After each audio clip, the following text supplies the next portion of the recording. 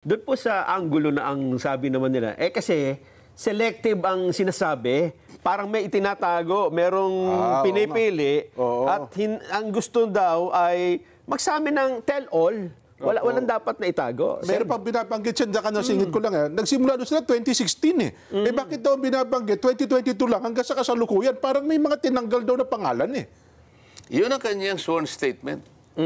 Opo. Wala akong magagawa. Ang sinasabi ng aming bagong Senate President, meron daw nagbulong sa kanya na inedit daw yung sworn statement. Isa pa yun. Ito ang medyo mabigat na tanggapin yung pagpaparatang na gano'n. May bumulong daw na taga Blue Ribbon Committee. Paano kaya kung malaman niya ang katotohanan na hindi naman alam nung Blue Ribbon Committee na mayroong sworn statement na lalabas nung araw na yon? Yung sworn statement na yon, direktang ibinigay sa akin. Opo.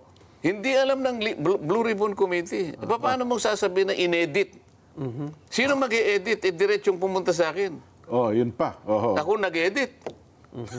Yung araw na yun, binigay, magsisimula na kami. Doon mismo sa hearing. Hindi naman doon sa hearing. Basta kinakailangan. Sa araw ng hearing. Ilang oras na yung bago kailangan makuha ko. O pagkatapos sasabihin nila, merong nag-edit.